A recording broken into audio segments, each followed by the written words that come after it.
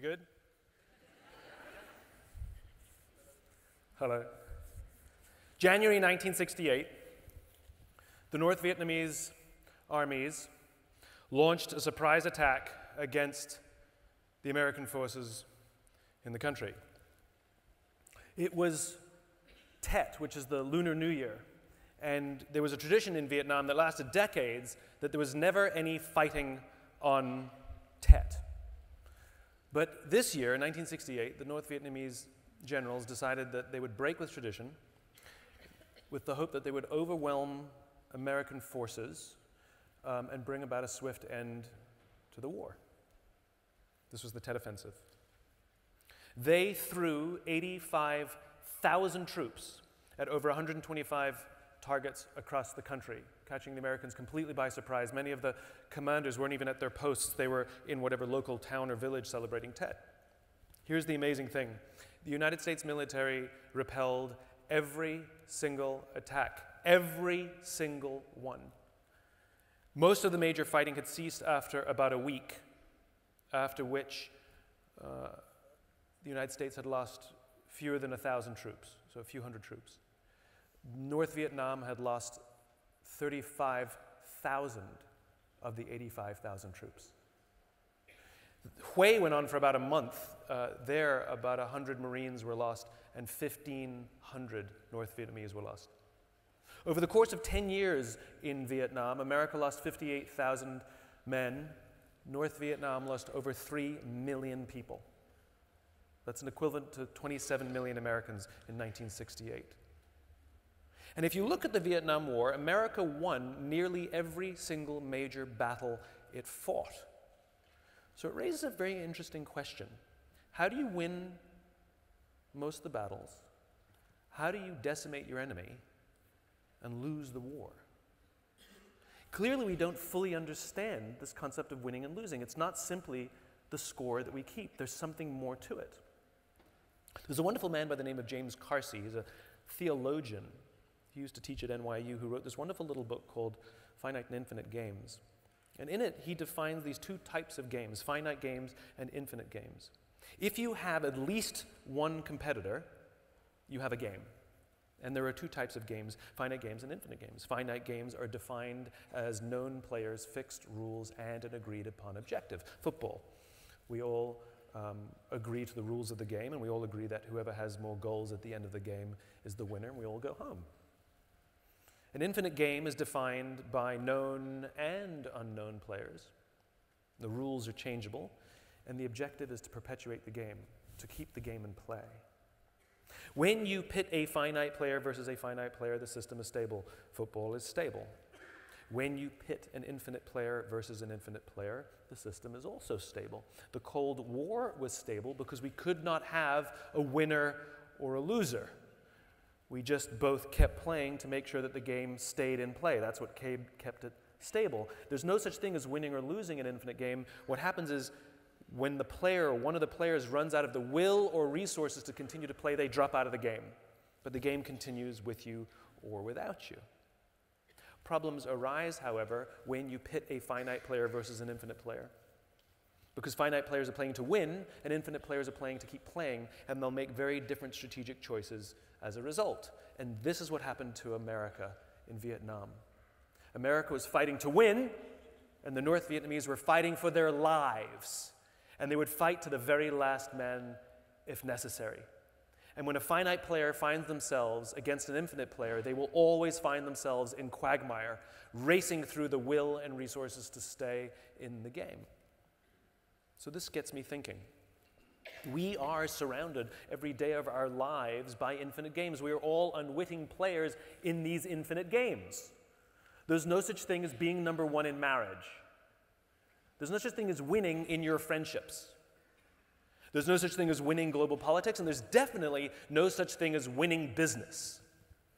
But if we listen to the language of too many leaders, they don't know the game they're in. They talk about being number one, being the best, beating your competition, based on what agreed upon metrics, based on what agreed upon timeframes. Meaning, the vast majority of our businesses, even of our political leaders, are playing by finite rules in an infinite game, which means we're racing through the will and resources to stay in the game. In business, we call it bankruptcy or merger and acquisition. Which means we need to completely readjust how we think about leadership to actually play for the game we're in. And the reason is important, because when we play with a finite mindset in the infinite game, there's a few very predictable things that happen. There's a decline of trust, there's a decline of cooperation, and there's a decline of innovation. I had a real-life experience that showed me what the difference between the two games was. I spoke at an education summit for Microsoft. I also spoke at an education summit for Apple. At the Microsoft Summit, I would say that 70 to 80% of the executives spent about 70 to 80% of their presentations talking about how to beat Apple. At the Apple Summit, 100% of the executives spent 100% of their presentations talking about how to help teachers teach and how to help students learn. One was obsessed with where they were going, the other one was obsessed with beating their competition. Guess which one was in quagmire? Guess which one was racing through the will and resources to stay in the game? At the end of my talk at Microsoft, they gave me a gift. They gave me the new Zune when it was a thing. This was Microsoft's answer to the iPod. This little piece of technology was absolutely fantastic. The user interface was simple. It was easy to understand. It was elegant. It worked flawlessly. It was a brilliant little piece of technology. I'm sharing a taxi with a senior executive from Apple after the Apple talk, and I couldn't help myself. I just had to stir the pot. So I turned to him and I say, you know, Microsoft gave me their new Zune. It is so much better than your iPod Touch. And he looks at me and he says, I have no doubt. And the conversation was over. Because an infinite player understands that sometimes you have the better product and sometimes they have the better product. And there's no such thing as winning or being the best. There's only ahead and behind. And the only true competitor in an infinite game is yourself. The goal is to make a better product this year than you had last year, to ensure that your culture is stronger this year than it was last year, that your leaders are growing at a stronger pace this year than they were last year, that everything about your organization, your systems, everything is improving, improving, and improving. It's constant improvement. There is no end to this game. It's a game of constant improvement. Which means if we have to completely reconfigure how we think about leadership for the infinite game, it begs the question, well, how are we supposed to lead in the infinite game? There are 5 things that have to happen to really become a leader for the infinite game. 1, you have to have a just cause. 2, you have to have trusting teams. 3, you have to have a worthy adversary. 4, you have to have existential flexibility. And 5, you have to have the courage to lead. Just cause. A just cause is a purpose or cause that is so just you would willingly sacrifice to be a part of it. It doesn't have to be sacrifice your life, but you would turn down a higher paying job because you'd rather stay here and be a part of what you're doing now. It means that you willingly work late hours or go on business trips or maybe not see your family as much. You don't like it, but it's worth it. It feels worth it. That's what a just cause is. There are many great just causes out there. Apple was founded on the premise that individuals should be able to stand up to Big Brother. That's why they're so appealing to creatives and young people, people who like the idea of standing up to Big Brother. The United States wrote in the Declaration of Independence, all men are created equal, endowed with these unalienable rights, amongst which include life, liberty, and the pursuit of happiness. It is an ideal. Just causes are a description of a future state so ideal that for all practical purposes we will never actually achieve that vision, but we will die trying. That is the point. This is what gives our lives and our work meaning. That it's not about simply achieving some sort of metric, hitting some sort of goal that has no purpose, but rather that every goal we hit is a marker that we're making progress towards something even bigger. It's about momentum, not about absolutes. Yes, metrics are very, very important. They help us count speed and distance. And every milestone we pass makes us feel like we're getting closer and closer, which re-energizes that we can do this, we can do this.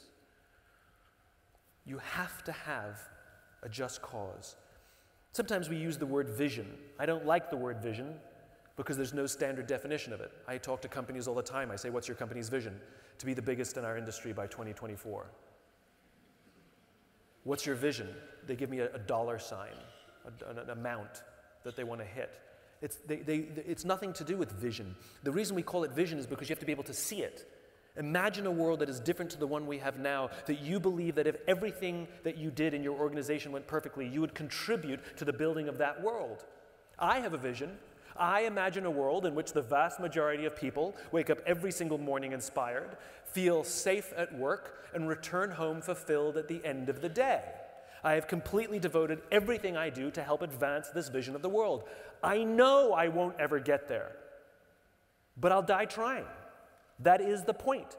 Every organization that says we choose trust, every organization that says we choose people before profit, every organization that says there's got to be a better way in which we're doing this, every organization that wants to protect its people means we're making progress towards this world that I imagine. Again, what gives our lives and our work meaning. We willingly devote our lives to these just causes. Too many people go looking for a cause, depending on what job they're in. I have friends, they have a job, and I'm like, do you feel like you're part of something bigger than yourself? They go, absolutely. Then they quit or they get fired.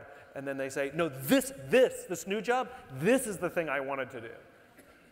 And they quit or they get fired and they get a new job. Like, no, this is the one. Every job you have, regardless of where you quit or get fired, it doesn't matter. Every job you have should be contributing to the same vision.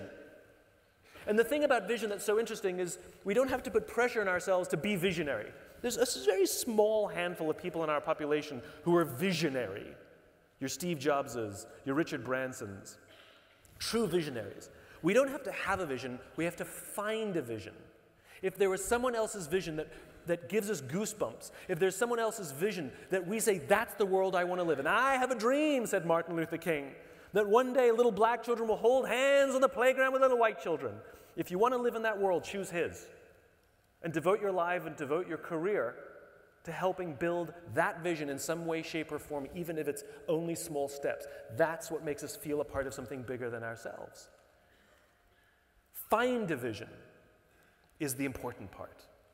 It's so important when we talk to organizations to ask them, what do you believe? What is the vision? What is the just cause? Number 2, trusting teams. I went on a business trip to Las Vegas, and they put me up at the Four Seasons out there.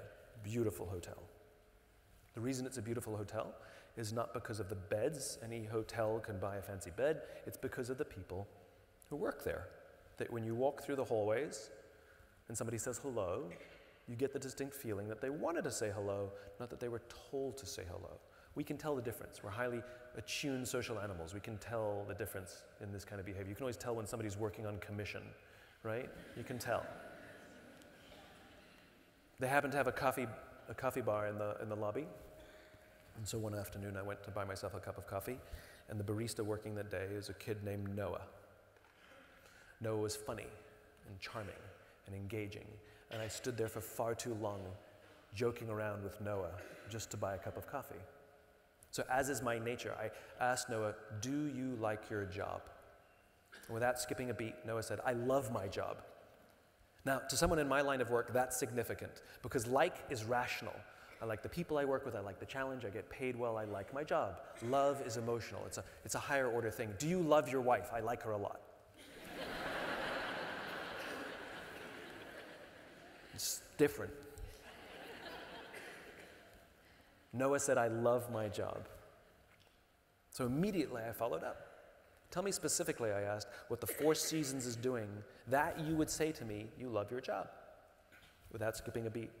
Noah said that throughout the day, managers will walk past me and ask me how I'm doing, ask me if there's anything that I need to do my job better, not just my manager, any manager. And then he said, I also work at Caesar's Palace. And there the managers walk past us and catch us if we're doing anything wrong. There they want to make sure we're doing everything right. They want to make the numbers. I like to keep my head below the radar and just get through the day and collect my paycheck.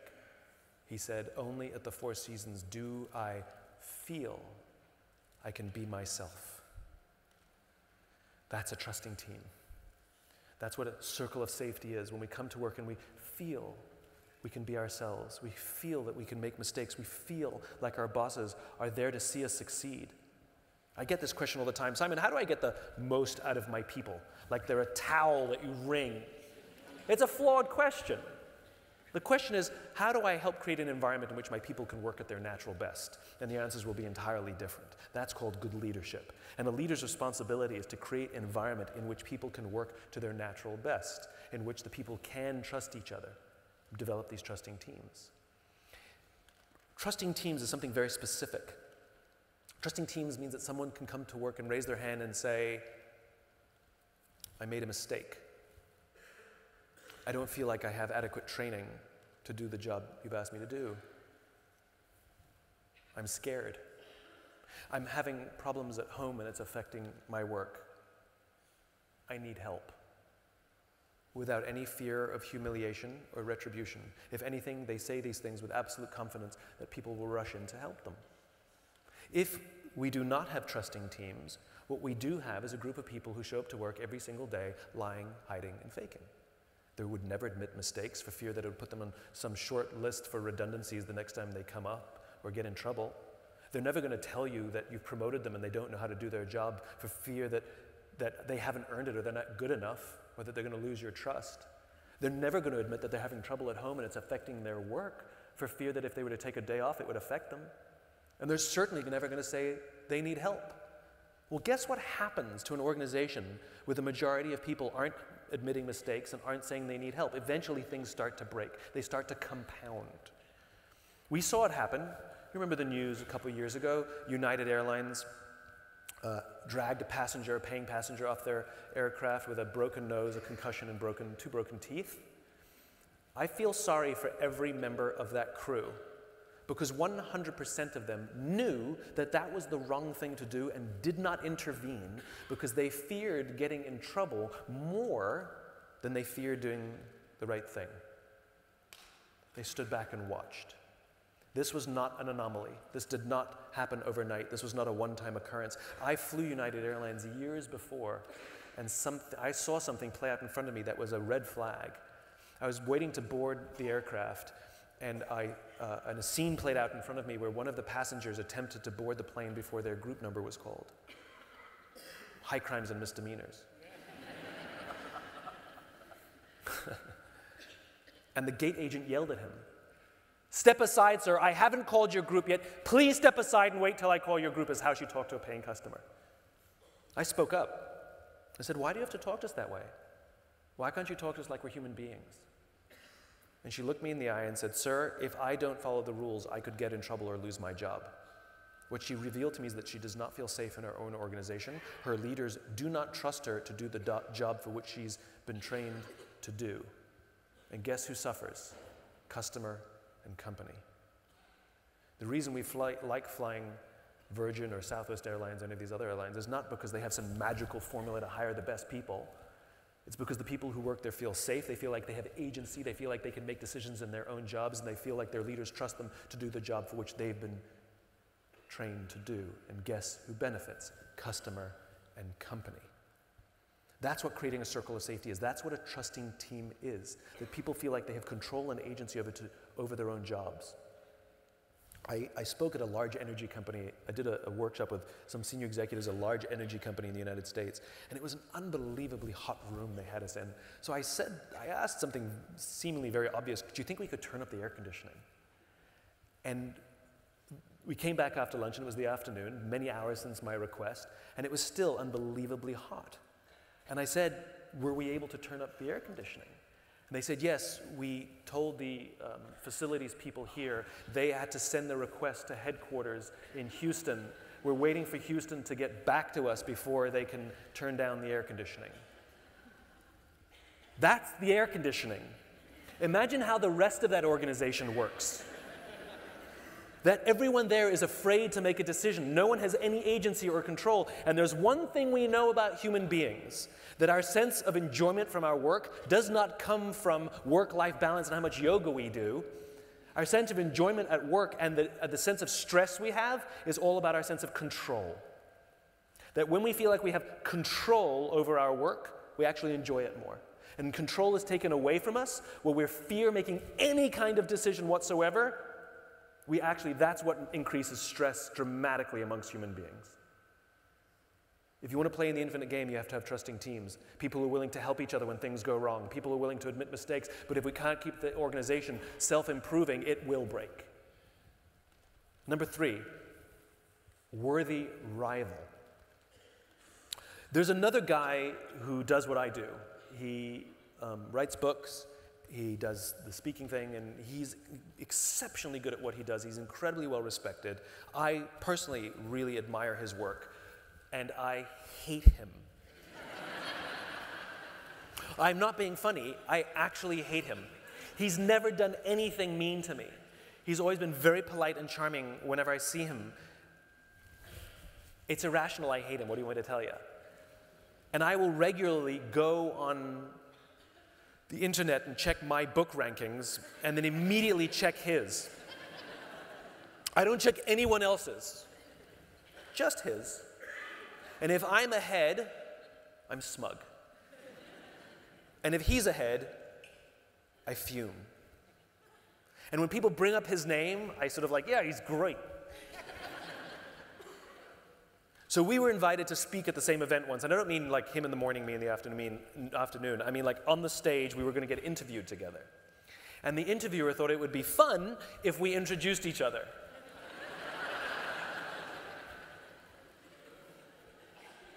So I went first.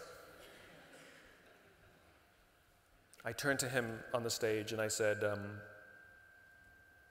you make me incredibly insecure. I said, all of your strengths are all of my weaknesses. And whenever your name comes up, it makes me uncomfortable.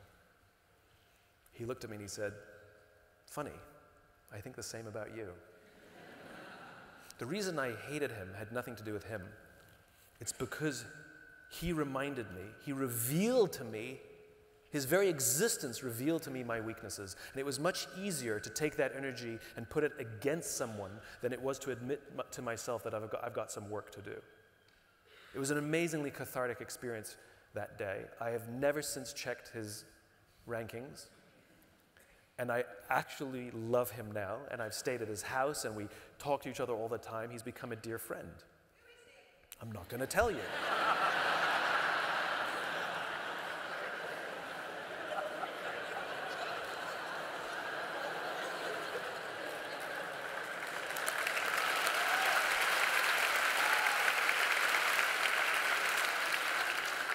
There's a whole moral to the story that has nothing to do with who it is. It's fiction. Maybe it's all fiction. It's actually not.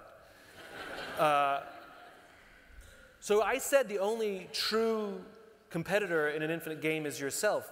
But what you have to have is a worthy rival. Someone who is better than you in your own industry, perhaps. Or in another industry who's better at something that you do. And instead of hating them and trying to beat them and trying to outdo them, we learn from them, we admire them, we respect them because by revealing to us our weaknesses, it gives us tools to go back and then see where we need to improve. And we wish them the best of luck. It's not about them, it's about us. Because the goal is not to beat them, the goal is to simply improve and stay in the game as long as possible. And if they drop out before us, so be it. The game will continue with them or without them.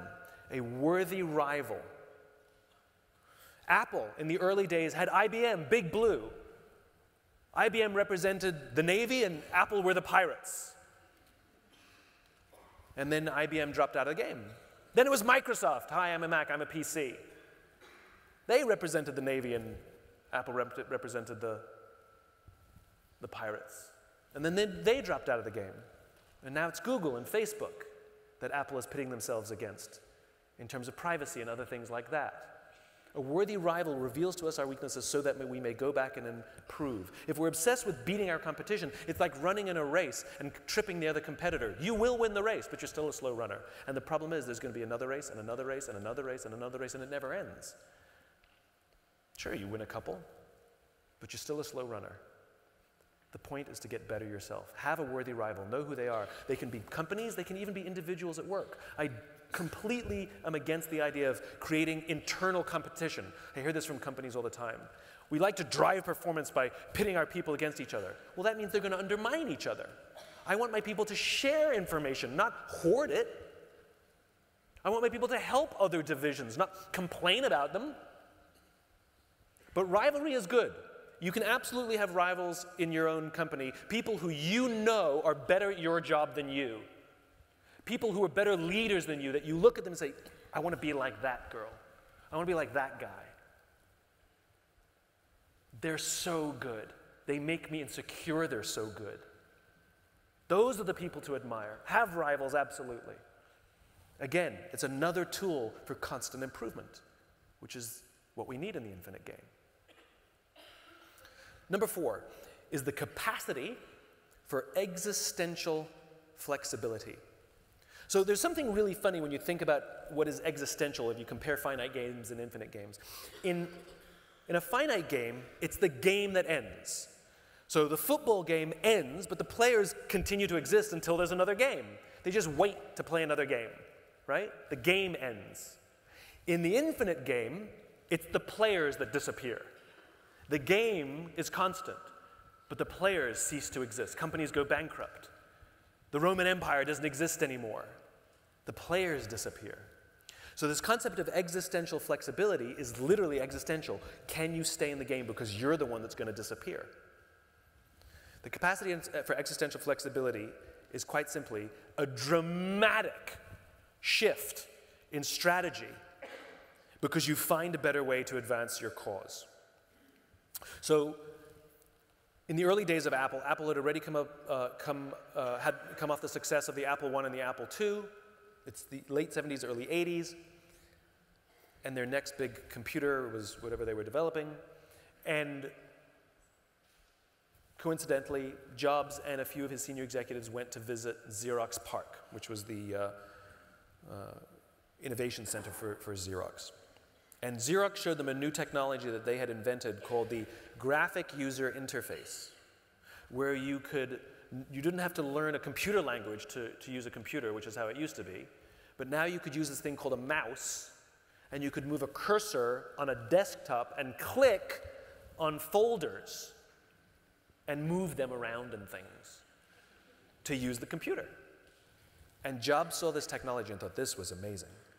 If he's trying to empower individuals to stand up to Big Brother, this means that way more people would have access to the technology than the people who learn a computer language.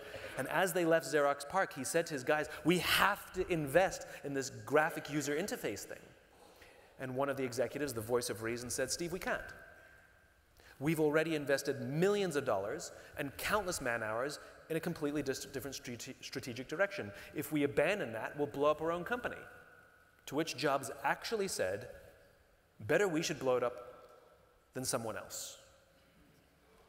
That decision became the Macintosh, a technology so profound that the entire software of Windows is designed to look like a Macintosh. The reason we all have computers at home and at work is because of that decision.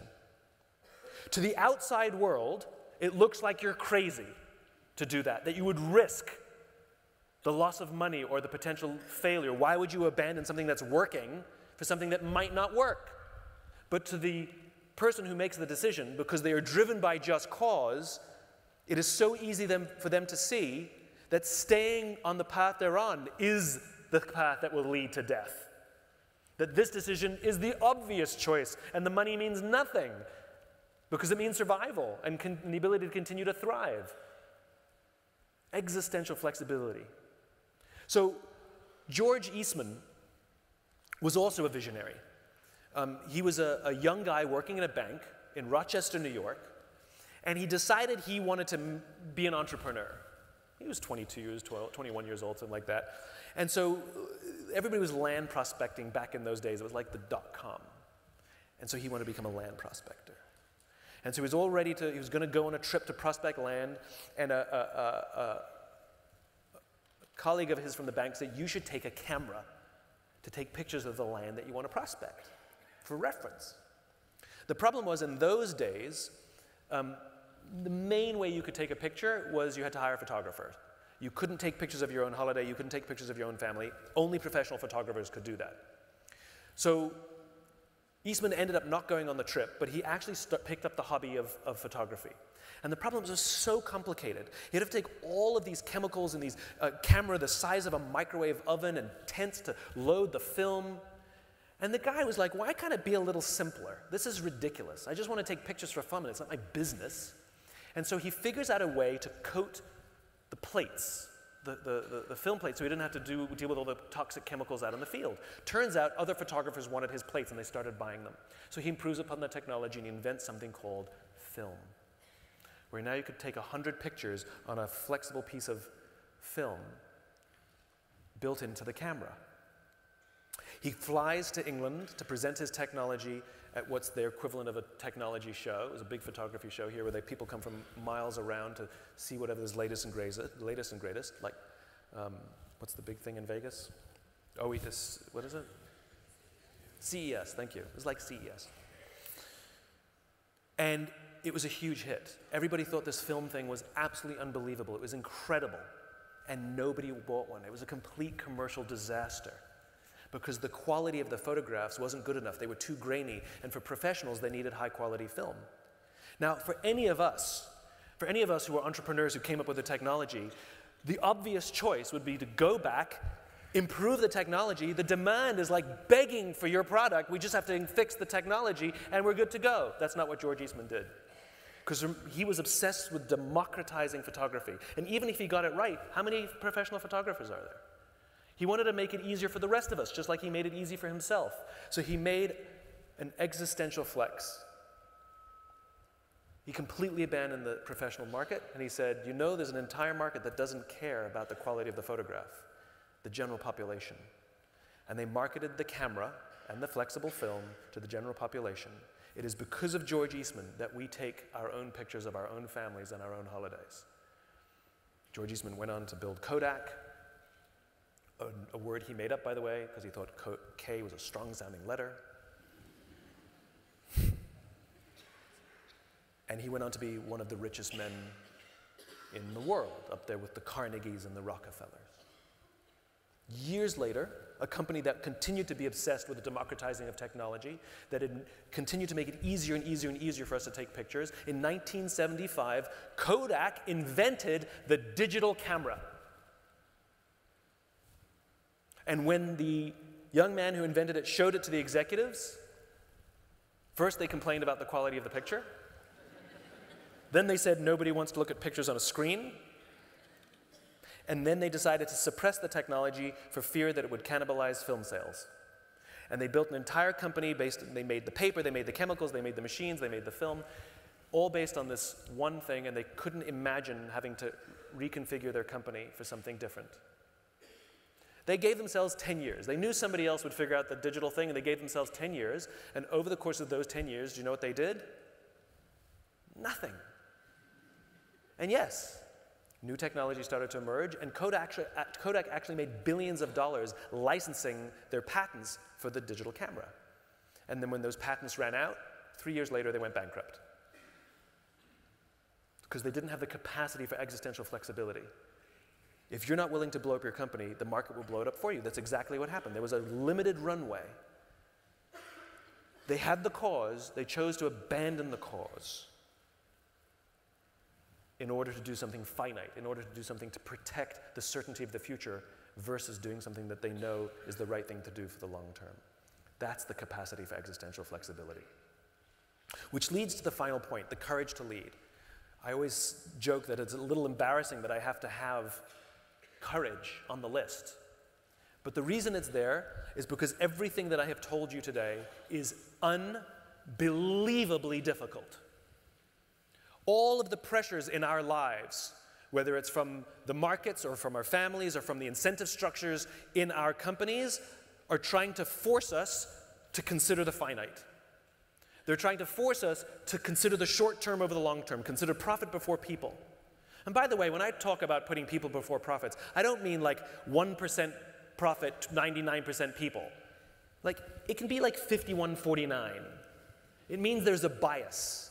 It means that when there's a decision that we know that one of them is going to be sacrificed, We lean towards people. It doesn't mean we're anti-profit. Remember, to stay in the game, you need resources and the will to stay in the game. Profitability is important, but you have a bias for people. That's hard. That's hard. It's much easier to have redundancies rather than figure out a way to protect them. If you look at all the companies we admire, all of the ones that I would consider infinite leaders, either they've never had redundancies or they only used them very, very sparingly in extreme times, and they're very, very embarrassed that they did, and it was a complete shock to their system that they're still reeling from, and they admit it. That takes courage. Do you know how much courage it takes to make an existential flex with cause in mind? Why are you making this change? Because I have a vision of a future that's completely unrealizable, and that's why I'm going to change the direction of my company. Walt Disney did it. The guy basically invented animation like we have it today. He was the first one to put sound to an animation. He was the first one to make a feature-length animated film, Snow White, where you could be physically transported. But the problem was, once you were done with the film, it was over. He wanted to physically keep people in the movie, in the fantasy. And after all that success, no one would let him make the parks. And so he sold all of his interests in Walt Disney Animation, and he quit to start an entirely new company, and he had to self-fund it because he says he couldn't put up his dreams as collateral with the bank. They're not interested in his dreams as collateral. And that became Disneyland, which to this day makes, I think, more money than any other division in Disney, and continues to grow and grow and grow. It is infinite. Disneyland continues to improve. That was truly what his vision was. That takes courage to put it all on the line. It takes courage to say, I don't know what I'm doing, and the leader has to set the example. That's scary, because we think we have to have all the answers and we have to be tough all the time. To admit fallibility. It's hard to admit that there are other people out there that are better than us. We've all been in new business pitches, and somebody says, what about your competition? And we come up with some nonsense about how we're actually better than them, when deep down inside we know they're so much better than us. I remember this back in the early days when I had a marketing consultancy before all the Y stuff and all this, the career I'm on now. And I remember I used to go into new business pitches, and I remember being so brutally honest. You know, I would say, I'm really good at this. I'm okay at this. You should not hire me for this. And they kept wanting me to hire me for everything just because I was honest. Because every other pitch that they had the day before, that other company was brilliant at everything. And even though they knew that I sucked at these things, they just knew I'd be honest when things broke. There's something to be said for honesty. We trust honest people. It's anthropological, it's biological, there's no escaping it. It goes back to early mankind. When somebody says there's danger, it has to actually be there. When somebody says there's no danger, you're fine, we have to actually believe them. That's why we take recommendations from close friends and not strangers. Like if some stranger walks up to you on the street and says, you should see this movie. But if your friend says, you should see this movie, you like rush out and buy a ticket. You don't even read the reviews. Trust. There's something to be said for honesty. It's hard being honest all the time. It's really hard. Do I look fat in these jeans? I like the other jeans better. Nobody said honesty has to be mean. The courage to lead fundamentally means you're willing to be open-minded, to consider that maybe, just maybe, the way you think the world works may be wrong. And the way we've been building our business based on all the social conventions and what everybody tells us are the right things to do maybe is wrong. And just because everyone's doing it doesn't mean it's right. Remember, the vast majority of the business philosophies and practices that we practice today are not norms of business. They're recent. They come from the 70s and 80s. The concept of shareholder supremacy, where we prioritize the interest of an external shareholder over the interests of our employers or customers, was a theory proposed in the late 1970s, popularized in the 80s and 90s by bastards like Jack Welch, who ran GE. The concept of using mass layoffs to meet an arbitrary financial projection at the end of the year did not exist prior to the 1980s. It was popularized by bastards like Jack Welch and General Electric. Rank and yank, the idea of ranking your employees based on performance, promoting the top 10% and firing the bottom 10% did not exist prior to Mr. Welch. And this man named Milton Friedman, an economist, they gave this guy a Nobel Prize. They gave Milton Friedman a Nobel Prize. He is credited with basically offering us what is considered the accepted definition of the responsibility of business. He said the responsibility of business is to maximize profits within the bounds of the law. What happened to ethics? Because ethics is a much higher standard than the law. The makers of the Titanic in the early 20th century built a ship that was 4 times larger than any other ship of the day. And the regulations that governed lifeboats were based on the size of the ship, and they didn't yet have a lifeboats for all provision. It said if your ship is this size, you need this many lifeboats. If your ship is this size, you need this many lifeboats. And their ship was 4 times larger than the largest. So they knew that eventually the regulation would catch up, that eventually you'd have a lifeboats for all provision in the law. But until it did, meh. Literally, to save money. That was their reason.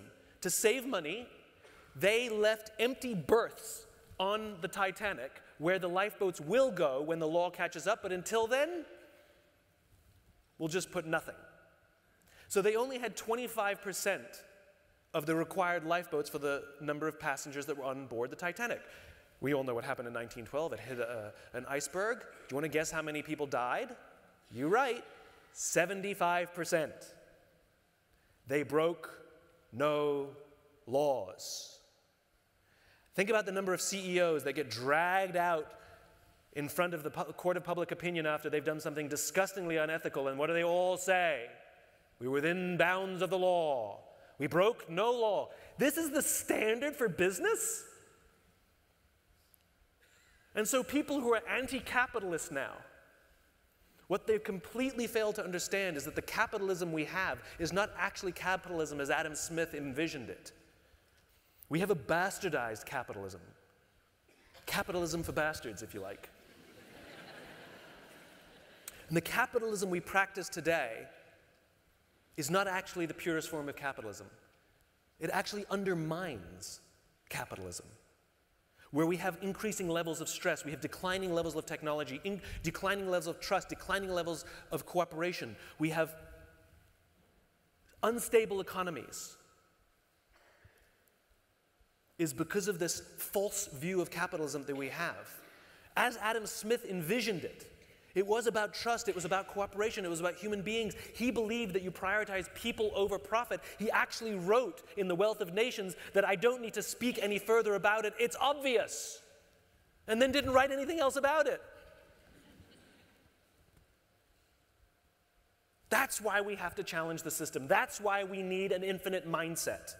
That's why we have to have the courage to stand up to Milton Friedman and say, you're wrong, I don't care about your prize. Well, he must be right. It's to stand up to bastards like Jack Welch and people who've immortalized him. And to say, no, our form of capitalism prioritizes people, trust, cooperation, empathy, maternal instinct, longevity. Not the same as long-term or sustainable. I don't use the word long-term. 20 years is long-term. 30 years is long-term. Infinite. Which all raises a very interesting question. What does it mean to live an infinite life? Clearly, our lives are finite, but life is infinite. We are the players in an infinite game. We're born, we die, we come, we go. The game goes on with us or without us. The game doesn't care. And like the game of business, like the game of education, like the game of global politics, we do not get to pick the game, but we do get to pick how we play. That is the only choice we have. And if we choose to live our lives with a finite mindset, we're playing to win. We're playing for somebody else to lose. We're playing to advance our careers faster than everybody else, to make more money than everybody else. We're comparing the scores constantly. We're slicing and dicing to show that we're the best, we're number one. We get to make up the numbers and the time frames, but it's really important to us that everybody thinks we're number one. You don't build trust that way. Cooperation, hard to come by. Innovation, forget about it. You'll be rich, and then when you die, you don't get to take any of it with you, and we won't miss you. We'll forget your name, and your business will probably close right after you. Or if it doesn't, it'll go like this slowly. If it's large, it can afford to stay in business for a while, but that doesn't mean it's permanent. Or we can choose to live our lives with an infinite mindset, which means we give our businesses a cause worth coming to work for. We give our families a cause worth helping each other out for. We commit ourselves to being the leaders we wish we had. We commit ourselves to building circles of safety in which people feel safe and we trust each other. And we're willing to take risks, to be vulnerable, to set the tone. Because if we take care of each other, this can outlast me. We're willing to have rivals and be honest about our weaknesses and admit that there are other people who are much better at what we do than us. And we should learn from them. We're willing to make that massive shift if we find a better way to advance our cause. And we will have the courage to say to all the people who say that we're crazy, idealistic,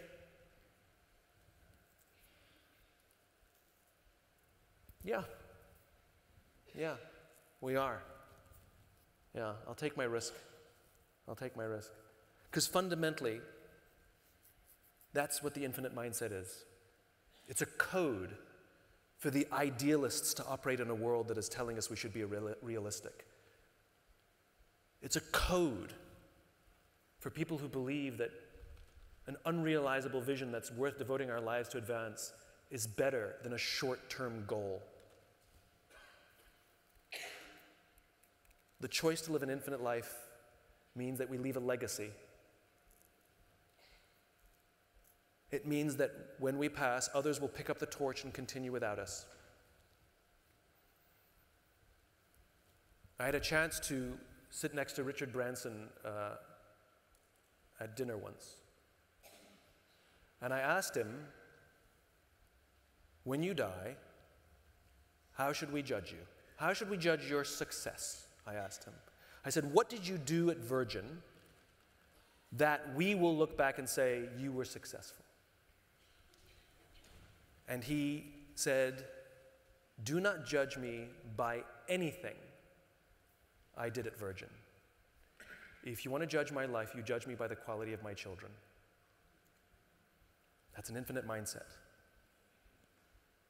That is someone who's lived their life with the expectation that other people will carry a torch, and all of the foundations he laid were not for profit, they were not for fame, they were to keep the torch burning.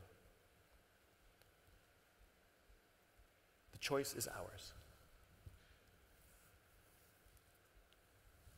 Thanks.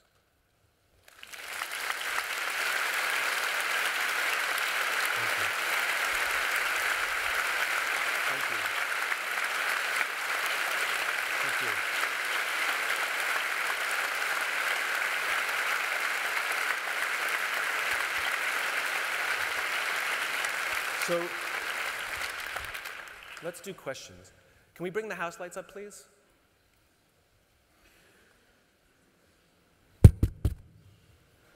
House lights, all the way up. in the back too?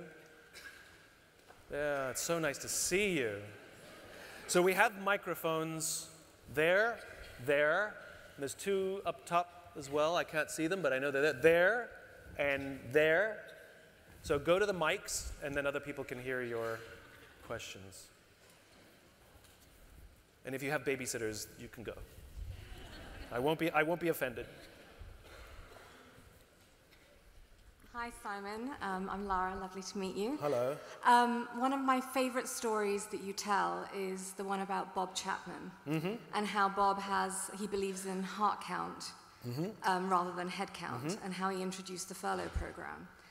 And when I first heard that, I was so moved because I've never worked in any company, and I've worked in many, and I can't think of a single company that would have employed that. So is it that it's very rare that people have the courage to lead, that it really is based on who they are as a human and their desire, or can that be something that builds momentum and that people see that it's the right thing to do? Because otherwise, how do you effect sea change across the corporate world?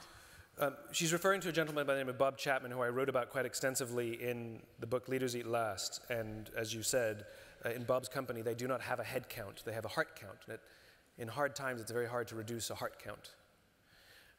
It's a way of viewing human beings. And they have the belief that every single person in their company is someone's son and someone's daughter. And they keep that in mind every time they make a decision, that I'm responsible for someone's son and someone's daughter. Yes, it is who Bob is. I mean, that is who he is. He oozes humanity and idealism. He's a kind of remarkable human being.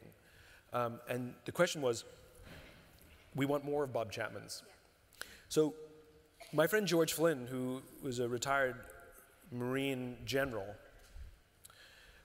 said the first criteria to be a leader is you have to want to be one, right?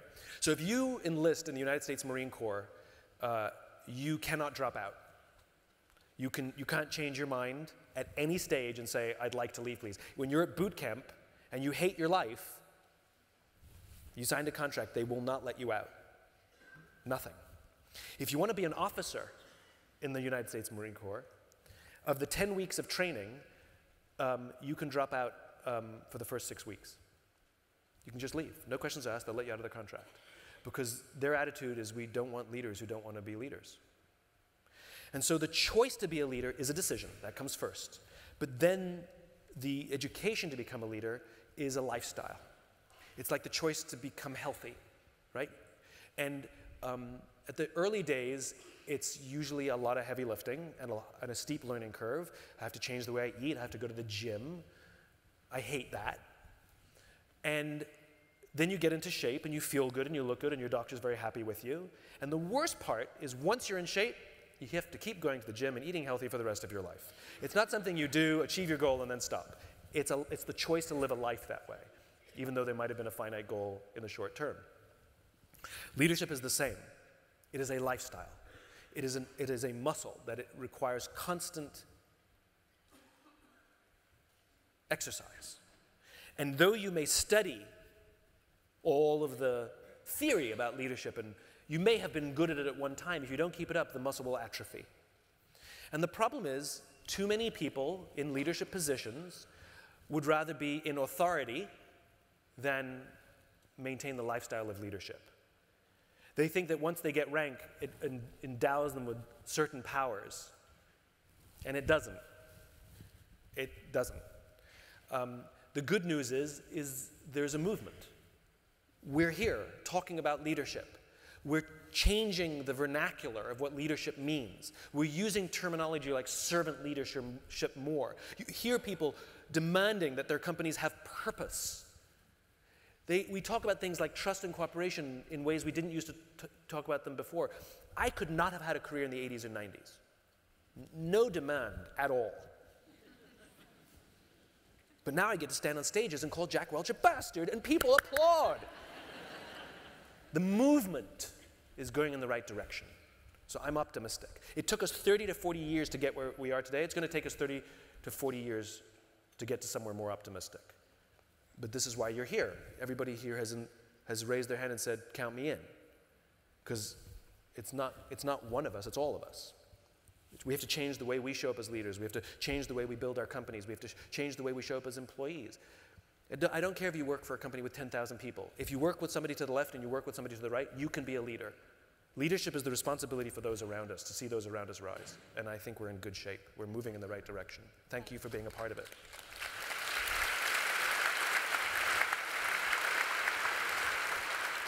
Hi. Thank you for that. That was amazing. A quick question on your third point, which is about the adversaries, worthy adversaries. Worthy rival. Yeah, and picking your rival. So, in a more specific way, if you're a challenger brand, for example, do you pick another challenger brand who you consider worthy, or is it about the big incumbent that is not necessarily worthy, but a bigger rival? So, very often with challenger brands, there's some sort of ideology that got them all angry in the first place, right? It's all fired up. And even though you're not competing against whatever the incumbency is of the model, their mere existence keeps you honest about what your cause is.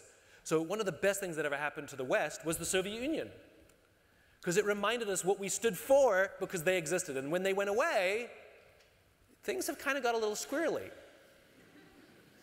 Because we have to remember without anybody to balance it off, right? Apple was really great when there was a big thing, and even people are questioning, what does Apple stand for anymore? It's hard to discern now, right? So if you're a challenger brand, the most important thing is that what you're standing up against is the ideology, not the company. Because if you eventually get big, you haven't won. You haven't won. They just dropped out. America didn't win, the West didn't win the Cold War. The Soviet Union dropped out because they ran out of the will and resources to stay in the game. The Cold War is alive and well. I can give you a whole thing about that if you want.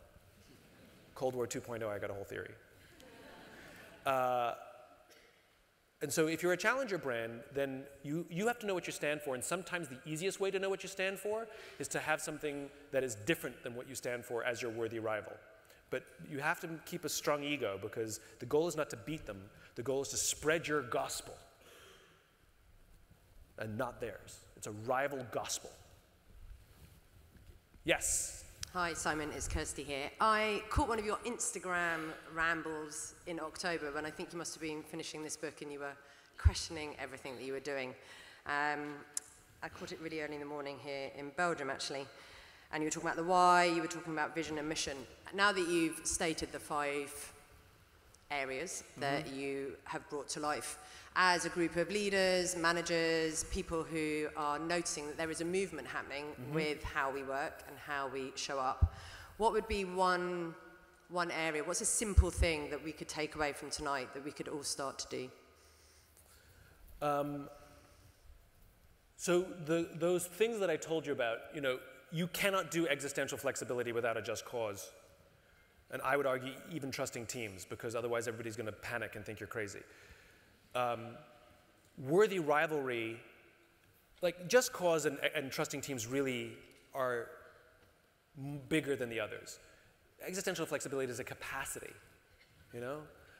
So I think if there's one thing you can do, it's articulating what that's all for, which begs the next question: what's the difference between just cause and why? Right? Because I said start with why, now I'm saying start with just cause. Are they the same? Did you just change the words on us? No. The why comes from the past. The why comes from the past. It's who you are. It's why the organization was founded. It's who you are as a human being. It's the thing that drives you. It is immutable. It'll never change no matter what happens in your life. It comes from looking backwards. A just cause comes from looking forwards. It is an unrealized future. That if your why were to be brought to life in the most magical of ways, the world that would exist would be this world.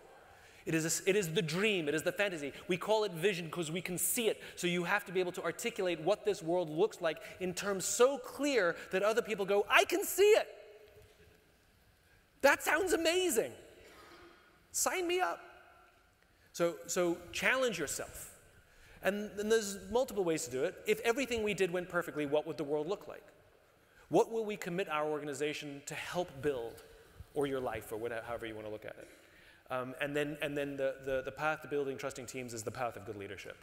That's what it is. So commit yourself to being the leader you wish you had. Yes, hi. No, you work here. Okay. You can ask a question too. Hi, Simon. Yusuf, nice to meet you. Nice to meet you, Yusuf. Firstly, thank you for opening my mind and thoughts in changing me into a student of leadership and a student of the Infinite Game. Thank you for that. Thank you. Keep going. Thank you. Second. Infinitely. Infinitely, yes. My question to you are two hopefully simple ones. How can a student of infinite theory work, influence, or transform a finite organization? And two, I'm really interested in understanding the military concept, and I've listened to you a number of times describe that, and I've seen it in programs and shows.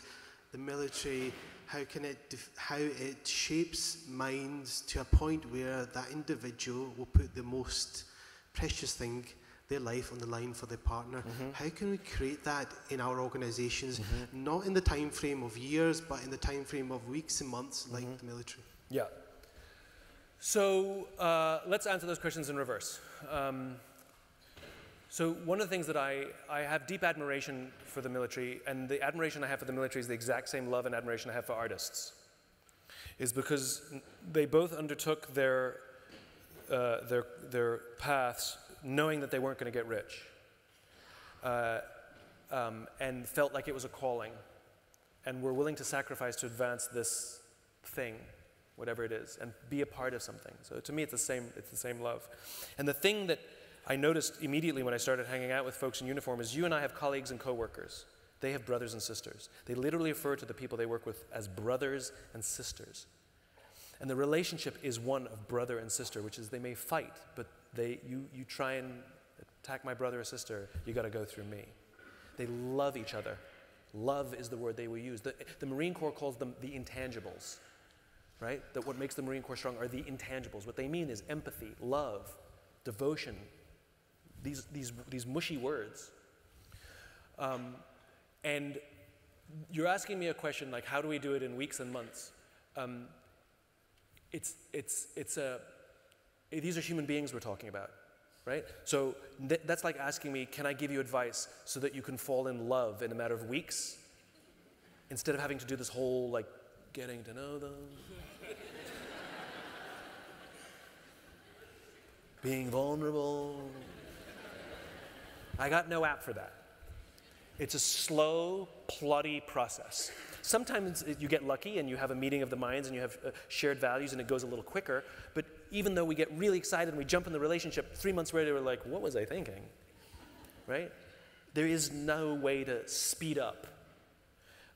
It takes more than a week, but if you've been doing something for 7 years and you don't love it, maybe it's wrong, right? I just don't know where it happens. So what I do know is that the way you build trust inside an organization is the exact same way you fall in love, right? Which is you devote yourself to the care of another human being, sometimes at the sacrifice of your own interests. It means when the person you love comes home from work and they said, I had a terrible day, and you had an amazing day, you don't say a word about your amazing day at all. And you sit there and listen with love and empathy to their horrible day, as opposed to waiting for your turn to speak. You know, it means that you wake up in the morning and you say good morning to them before you check your phone. It's little things. It means you learn to listen and make them, and listening is real easy. It means you make the other person feel heard. So if you can go learn all of those things on how to make a friend and how to fall in love, now go do all of those things at work. That when somebody walks into your office and goes, oh, fuck my day. You go, what's happening? And you listen so they feel heard. Don't give them advice. Don't fix anything. Just listen, right? When they tell you how awful it is, say, that sucks, tell me more, right? It's the same thing. It's the exact same thing. And I promise you, you will build those relationships where you will fall in love with the people you work with. And you will call them brothers and you will call them sisters, and they will say the same of you. So that's how you do that. And by the way, the military doesn't do it in 13 weeks. What they do is they create a foundation for it in 13 weeks. But it takes time for those relationships to truly form. And the first question was, how does an infinite mindset play in a finite game, in a company that's driven by finite leaders? That one's the hardest one of all, right? Because we cannot change the mindset of people 2, 3, 4 levels above us. Like, there's nothing we can do. But if we adopt the infinite mindset, it's like preparing yourself, right? It's like getting ready for the eventual change. That where everybody else is, it's like when the internet showed up. It's like most companies panicked. But there was a small group of like, oh, we saw this coming a long time ago, right? Netflix, one of my favorite examples, right? So Netflix, you remember, they used to mail us the DVDs. And that's just because streaming technology wasn't good enough yet. But they knew it was coming. Of course it was going to improve. So they had this subscription model. Blockbuster, which was the #1 video rental place in the world, their CEO went to the board and said, you know, we should probably do this subscription thing. And the board said no, because they made 12% of their revenues from late fees. And look what happened, they're bankrupt. And as soon as the streaming got better, Netflix was there. So what I would urge you to do is maintain your infinite mindset, but hone it, get good at it. Practice leadership. Don't worry about changing people's minds you can't change. Be the leader for the people around you. And you may leave the company because you choose to, because they want you out, because there's too many people who love you. I've seen that happen, by the way. I've seen wonderful leaders get pushed out because they have too much loyalty and too much love towards them, and the senior leader's threatened. I've seen it happen, right? But be that person, because it's going to change. You hear it. It's changing. I used to do these things, I used to get 30 people show up. We just filled Central Hall, right? Like, this is the movement. So just keep at it, because the revolution is coming.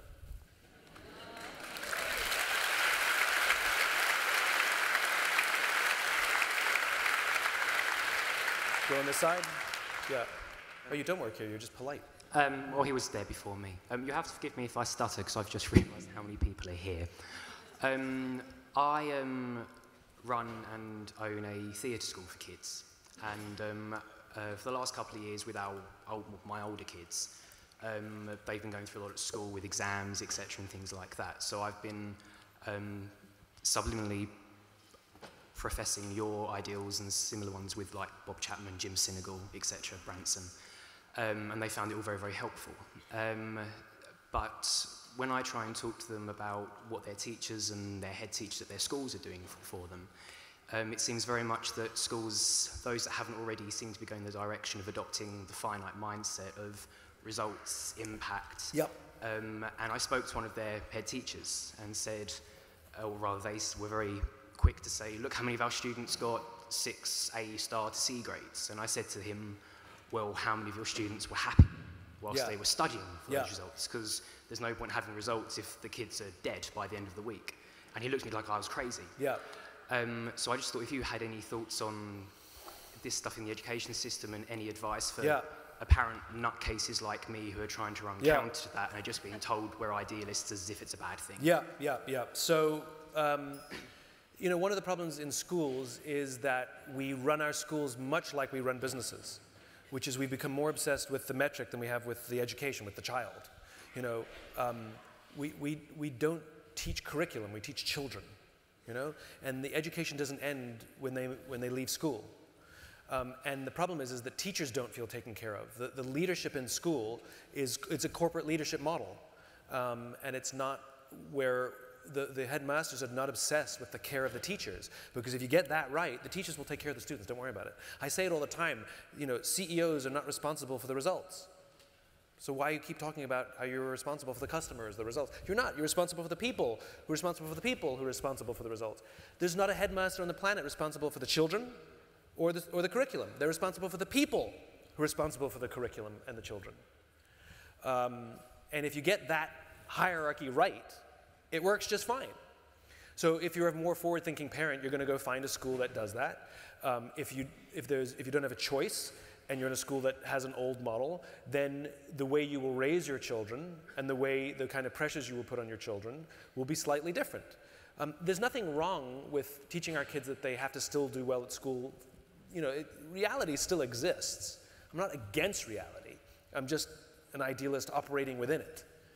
But I definitely think that we need school reform, and I think we need to teach the fundamentals of leadership to anybody who aspires to be a headmaster or gets promoted to that position. Big Change is a charity that's is doing it.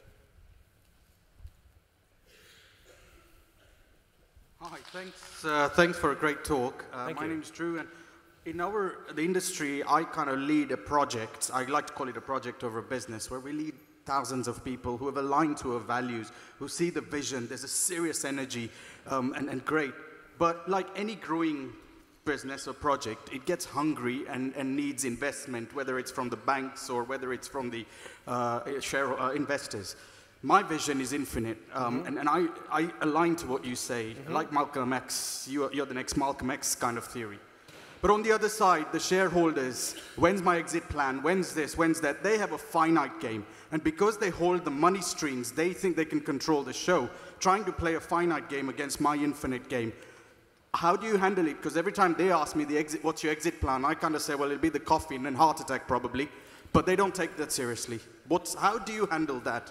Infinite versus finite players in the same project, trying to control the strings. Did you get a say in, do you own the company? Yes. You took their money? Yes.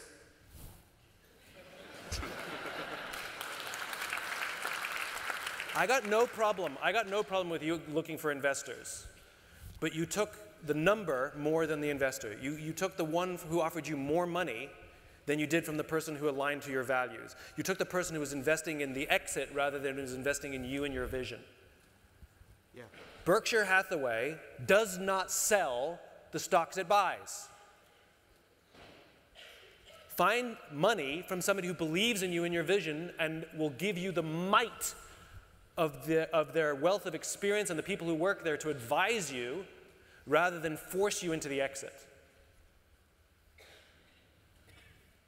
Makes sense. Thanks.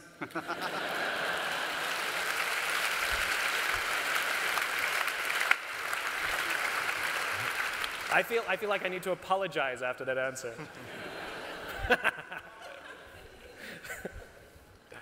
Hi Simon, thanks for the talk and thanks for taking my question as well. The first 4 principles that you spoke about seems like it's really underpinned by courage, which is, you spoke a lot about. Yeah. And courage to a lot of people individually, within teams and within business is a scary thing. Yeah.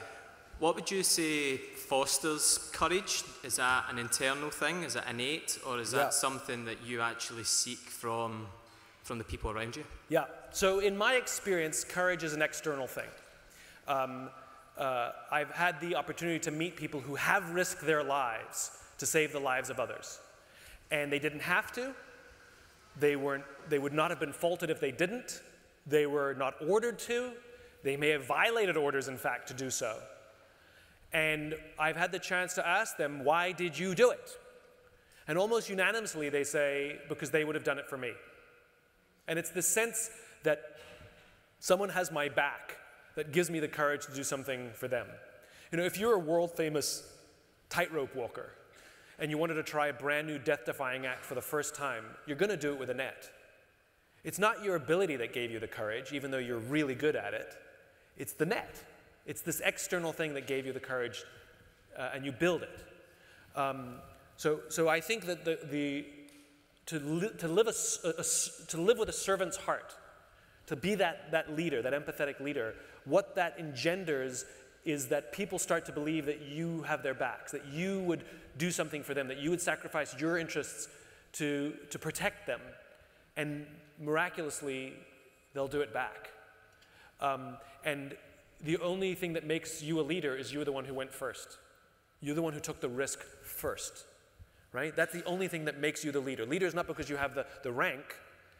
We call you leader because you literally led us. You went first towards the danger, to take the risk. You set the tone. And people may have been cynical at the start and you did it again, and they may have been cynical again and you did it again, and they realized, wait, this is for real. And weird human things happen and they start to offer you the same kind of love and trust back. I believe it's external, and I believe it's based on the quality of human relationships, which means it doesn't happen overnight. Like in the military, they do not build the trust in combat. It's not when they step off the plane with their rifles in arms do they all trust each other. It's in peacetime where they're training and training and training and training and learning to love each other. The Israelis, one of the most successful militaries in military history, the unit that you train with when you're 18 years old is your unit for the rest of your life. So when you're in your mid-40s and you get called back for reserve, it's the same people you trained with when you were 18 years old, because they so understand that the bonds that you form when you're a kid, that they want those bonds throughout your entire military career. They understand where the trust comes from. So I believe that we talk about human beings, we forget we're social animals. You know, there's an entire section in the bookshop called self-help. There is no section in the bookshop called help others. And yet at the end of the day, by ourselves, we're crap. Like, we're just not that good by ourselves. We're not that strong, we're not that clever. But you give a team together, we can lift anything and solve any problem. Not a single person on earth solved any problem by themselves. It never happened. And even if it was their big brain, there was somebody who believed in them, who gave them a break, or funded them, whatever it was. They did not do it alone.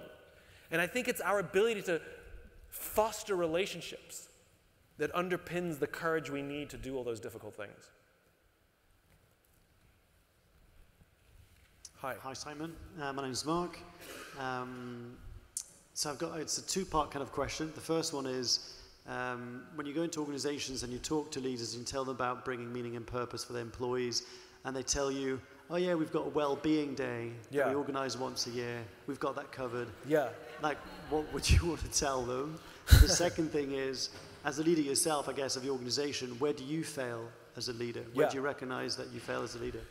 Let's ignore the second part of the question and talk about the first one. Oh, by the way, it's 8:30. Technically, it's a 75-minute thing. So if you need to leave, want to leave, now's the good time. You won't offend me. But I'll keep going if you want to stay.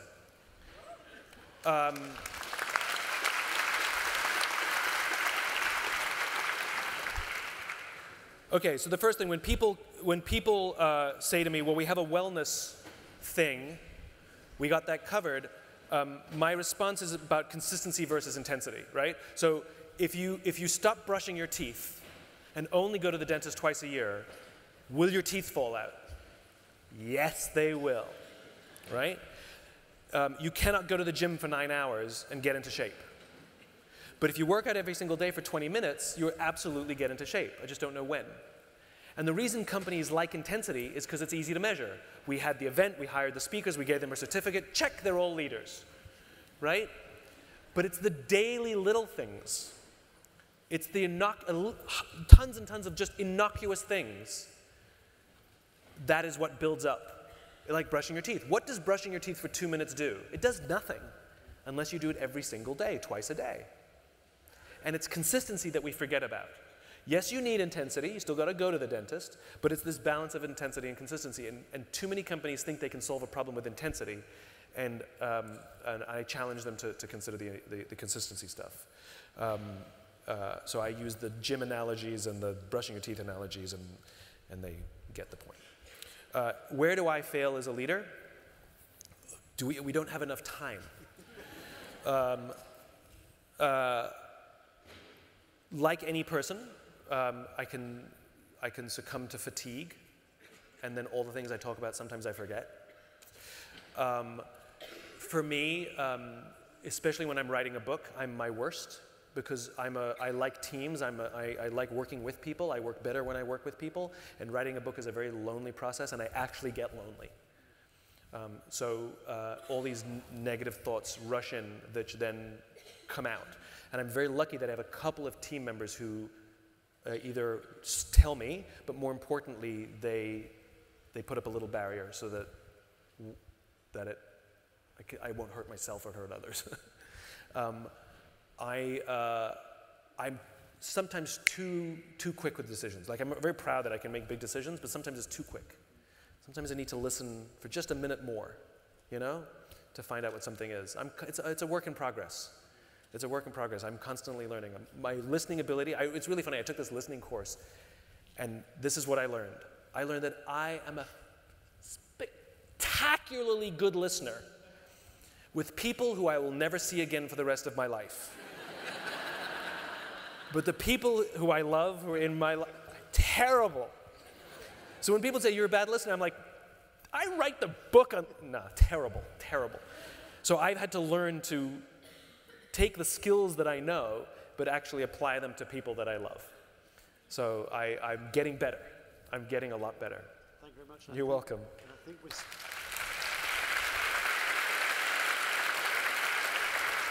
I just wanted to finish. I think we're speaking on the same stage in Greece, and I also love Adam Grant. I didn't know I was speaking on stage in Greece, but awesome. Who's next? Yes, we'll go in the top back there.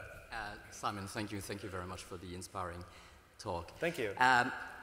You framed in a very Western way philosophies that, or ways of life, or lifestyles, or actions that, for me, ring true in an Asian context, whether it's yoga in Southeastern Asia, or the Chinese mentality of a millennial empire.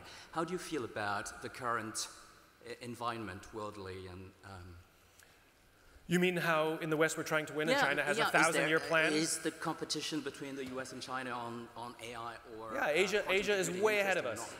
Asia's playing an infinite game. The Chinese are playing an infinite game. Of course they're playing an infinite game. They're just waiting us out. They make plans for literally hundreds of years. We make plans for the next election cycle. Yeah, I think a lot of the stuff I talk about is heavily Eastern.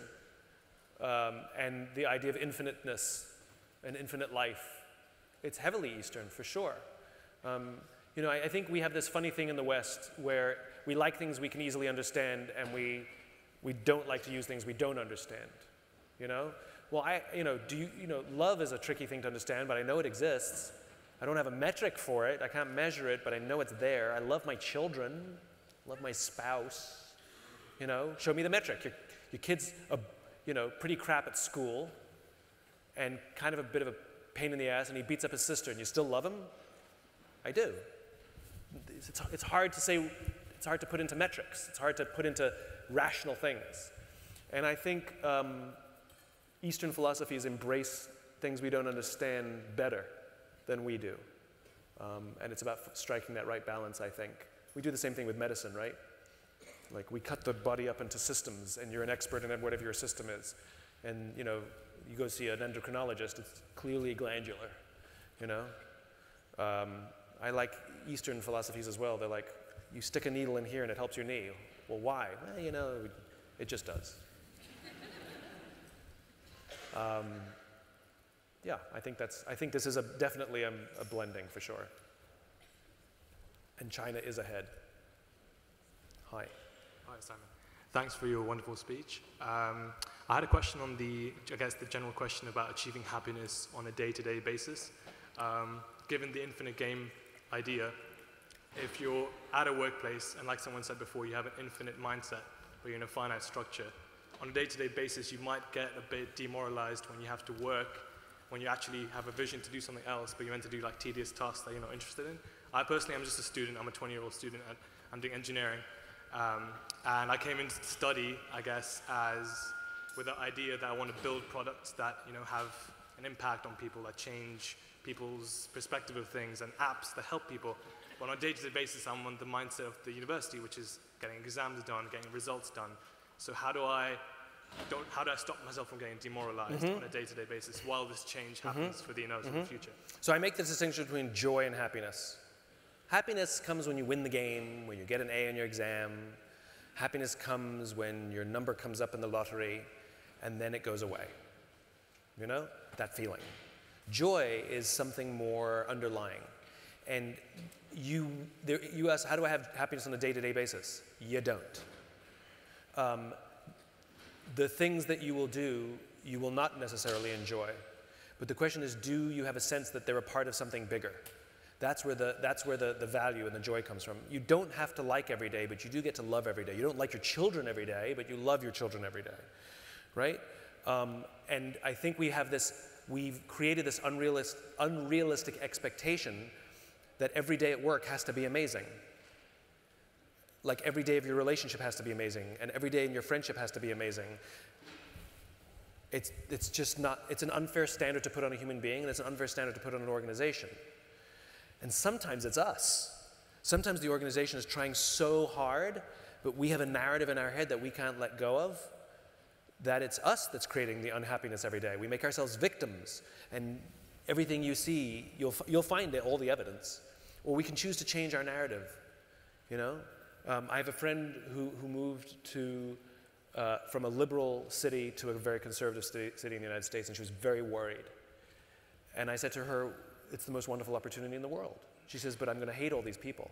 I said, or you can learn to listen, understand what their motivations are, and understand what they care about. And I bet you'll discover that your values are the same as theirs, right? Some of it's narrative, some of it's perspective. Don't seek happiness. The happiness will happen here and there. It's seek joy. And that comes from relationships and belonging and cause. Cheers. Oh, I have to stop. I'll do one more. Hi. Hi.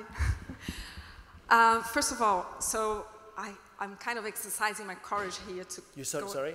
Exercising my courage to come and talk to you. Thank you. So first question is, I am a serial entrepreneur in the technology and games industry, and I'm also have been building a YouTube channel with a cause to encourage more young girls to become entrepreneurs and to also start their own companies in the games and technology industry. So I would love to ask if you would be fine for me to interview you at some point. That's the first question. I had to ask, sorry. I love it. Do it. Good. So second question is about scaling.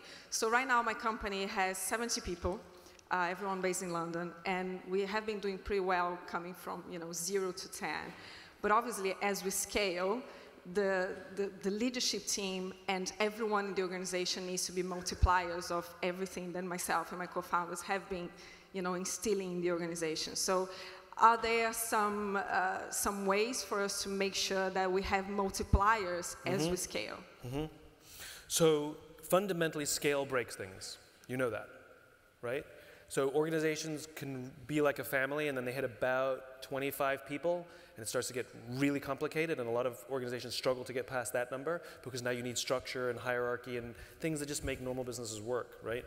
Plus, you're not all friends anymore. You didn't all grow up together. The first group of employees, like, we actually were friends, right? So you're up to 70, you said. You can still all know everybody's name. You still can refer to people. You'll max out about 150, and then it gets really complicated. And scale just breaks things for human beings. We're just not made for it, right? So the way you do it is with effective hierarchy. You should have an effective training program to teach leaders. And you should be considering somebody's leadership abilities, not just their results when you're promoting people. And there should be an opportunity to learn leadership, practice leadership. You should be teaching it. Because you have to create the environment in which you have people who can keep the organization going without you. We call it the school bus theory, which is what happens to your company if tomorrow you get hit by a school bus? Will it fold or will it keep going? Right? Hopefully it will keep going, yes. Okay, yes. Hopefully it would keep going. Yeah, that's hopefully. So we're relying on hope. Yeah. Hope is not a good business plan. Right? How about it'll absolutely keep going? Because the cause is crystal clear and everybody we hired believed in the cause. And even if they were the best qualified person because we suspected they didn't share our values or believe in our cause, we didn't hire them. Right? There was somebody who was toxic in the organization, and we coached them and coached them and coached them. They proved to be uncoachable. And even though they were the highest performing organization in the world, that salesperson sells more than anybody else, we made the difficult decision to ask them to leave, to go and find joy somewhere else. They're a good person. They're just bad fit, right? Those are hard decisions, and those are the kinds of decisions that other people see you making, that you actually do believe in your cause more than your growth plan. Because the problem with growth plans is they're arbitrary. You made it up. How big you want to be in 2 years, 5 years, 10 years is literally a work of fiction, right? And then we get all bogged down if it works or not, we're not going on pace. Now, yes, that stuff's important. It's good to have goals. It's good to have things to reach for, yes. But they're there to push us, but they're not there to determine that we've succeeded or we failed, right? Yeah. It's something to give us to strive for, because we're still visually driven animals. We still like dopamine to drive us. We still like short-term things to help us. It's not the infinite game still includes finite games, yeah? So I think in order for you to scale, you have to ensure that the people who you're putting in leadership positions aren't just good at their jobs, they're good leaders. There's plenty of data on this, that top salespeople don't necessarily make great sales managers. There's no correlation. Great sales managers are good at getting the salespeople to be at their natural best, and they're okay not making any sales themselves. There's no correlation. So are you promoting your top performers, or you're promoting your best leaders? And you better be teaching them how to lead once you promote them. Thanks very much, everybody. Appreciate it. Thank you.